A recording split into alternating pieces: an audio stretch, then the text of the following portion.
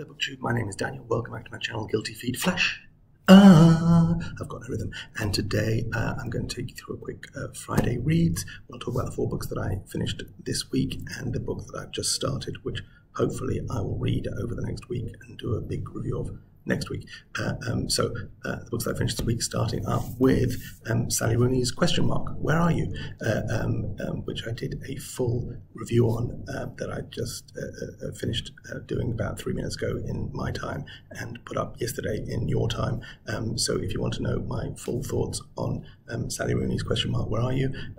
You can watch that video. If I knew how to put it up there, I would, but I don't, so you're just going to have to go and find the video. The short answer is it's not great, disappointing after Norm People, which was a fun ride for me. And this was whiny millennial tosh. Okay, after that I went back, the disappointment, I went back to one of my favourite series, and hopefully, waiting for this to disappoint me, and so far it hasn't. And this was the 9th book, Janet Ivanovic. I still don't know. At one point I should go and look it up, but I like saying it twice. To the 9s. So clearly this is number 9 in the Stephanie Plum series. This is some kind of outsized trade paperback edition, and now I've got sort of different versions, American, English. I'm collecting these all, and I'll take them any way I can. I haven't got any hardback so far, but I've got every single size and variation, 1 through 9. I've got 10 and 11 in my TBR already. This was another fun run. They just are fun, and each time there's 1 or 2 sections, unconnected sections of the book, where I just stop and laugh properly LOL. I'm not laughing out loud. Other people will say, "Oh, what are you doing?" I say, "Oh, this was just funny." It's funny stuff, and there's murder and there's a bit of romance, but whatever. I'm less interested in the romance. I like the thriller aspect. I like the bounty hunting. I like the chasing down criminals. I like the detective work and the dead bodies that show up and the things that happen and the side characters. Stephanie Plum series, recommended. I would start from the beginning and read through. There's like 27, 28, 30 of these already. I don't know if I'll get that. I imagine they must peter out at some point. But so far they're all about. I read each time I get these. This was nearly 300 pages. I do this in one sitting. So this is the shop this afternoon. There's nothing else going on. I finish one book. I pick up one of these, have a cup of tea, have an apple, sit there on the couch reading for 2-3 hours and get through the entire thing. And that is perfectly satisfying a way to entertain and enjoy my reading and break up between harder novel or something more literary or something non-fiction or whatever it is. That's why I do these books, these kinds of books, and this series so far has not let me down. To the 9s, Janet Ivanovic. After that, I went back and read another graphic novel. This was a chunky one. So this is Queen and Country Definitive Edition, Volume 1. So this is 12 comics collected into one chunky edition. This is black and white. The comic book series is called Queen and Country, and this is 3 different stories. So this would have been 3 collections of 4 issues, and I think they've been collected separately in small. And this is, let's say, the different edition. This is, I think, probably almost 20 years old. This was published in December 2007, and the comics themselves, I think, from late 1990s, early 2000s, by Oni Press, and written by Greg Rucka. And I've read some other Greg Rucka, and this was I bought this because I was looking into Rucka's back catalogue and picking up bits where I can, and say find 12 issues for this was £6-7. I think there are 4 volumes like this. The other 3 may be slightly harder to get, and based on my experience with this first one, I'm not in an urgent hurry to pick them up. This is British Secret Service stuff. So we have a group of Secret Service agents who are only able to operate on foreign soil, and then they are in opposition often with the local British Secret Service that can only operate in the UK. So there's a sort of 2 competing groups, but we start off with our character Tara Chase is one of these sort of, I guess, the equivalent of a 00 operative.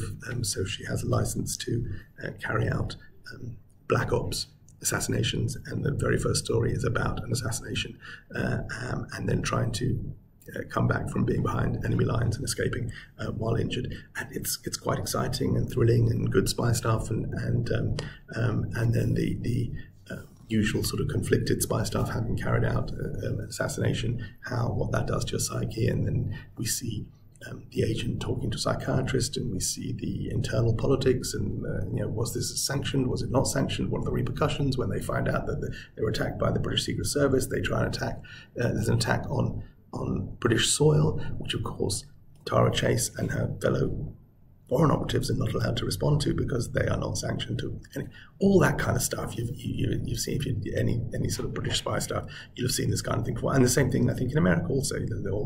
The conflict between the FBI and the CIA. The CIA are not allowed to operate on American soil, but sometimes there are jurisdictional conflicts. Anyway, it's all in there. The artwork.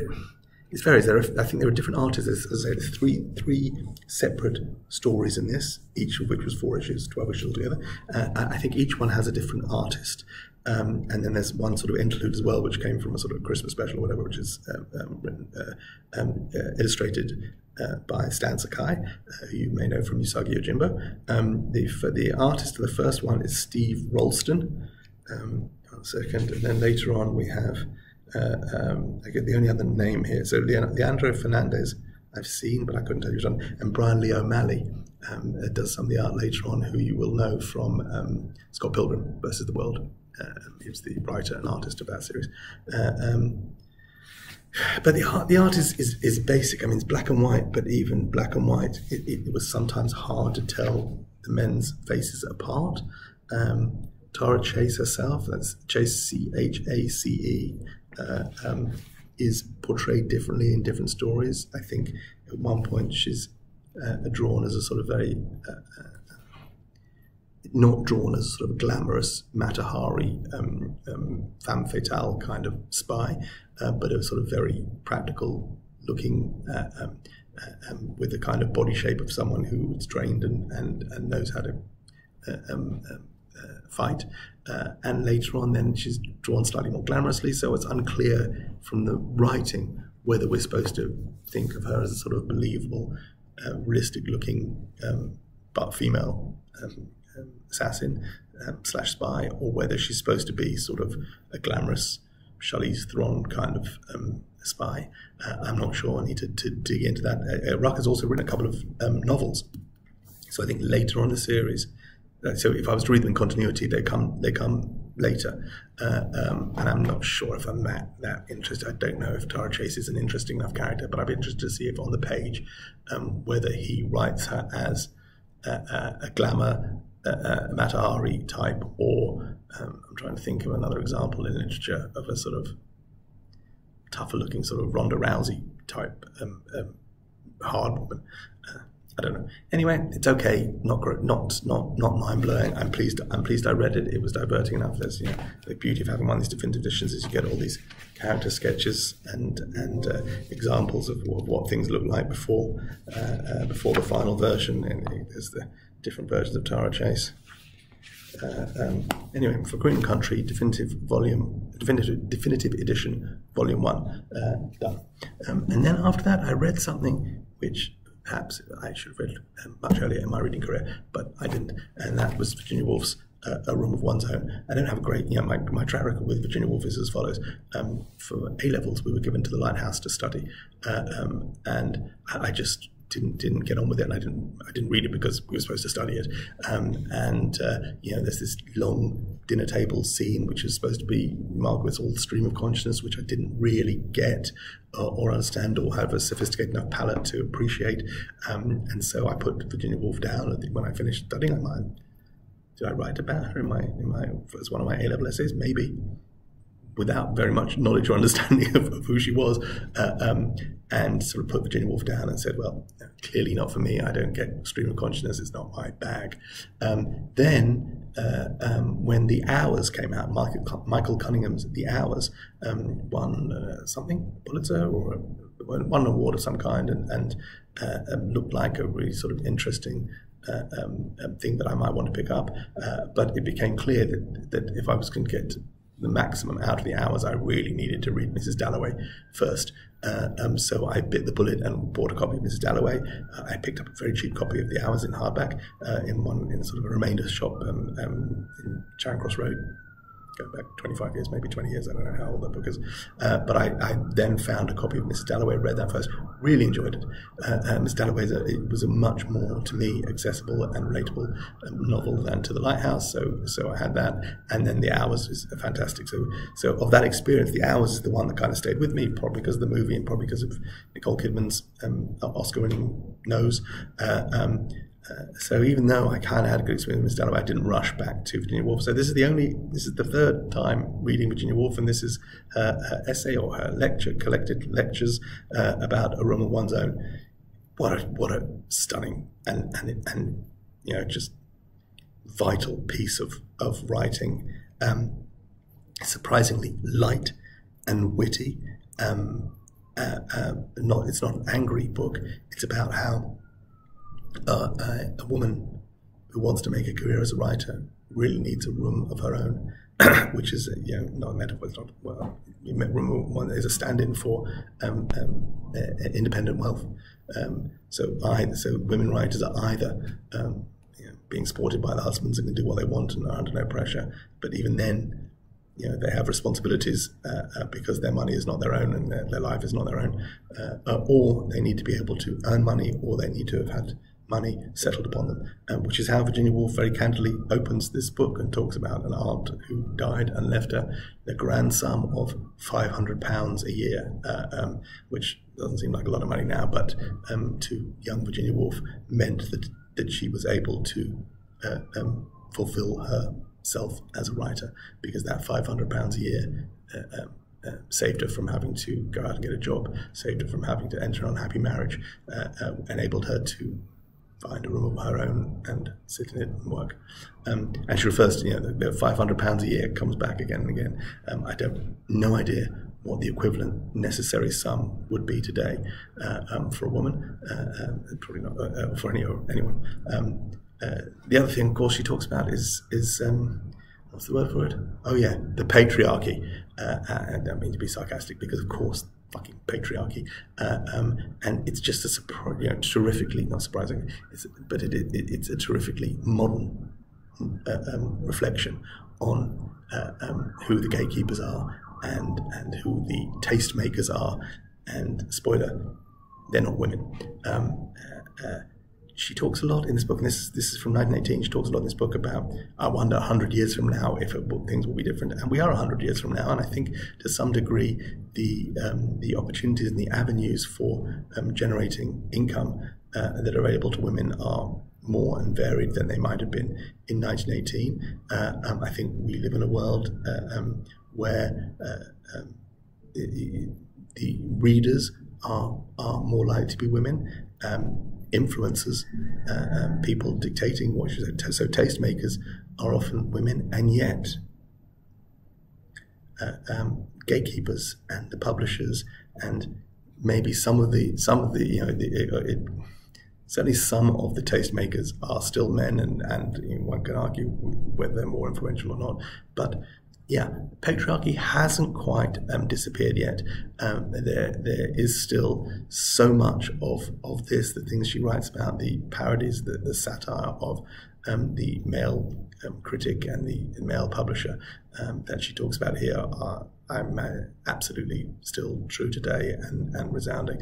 And it's just a terrific piece of work, a terrific piece of feminism. I think a fine bit of reading. I would love to give this to my daughter. I'm not sure she's interested in getting my recommendations, and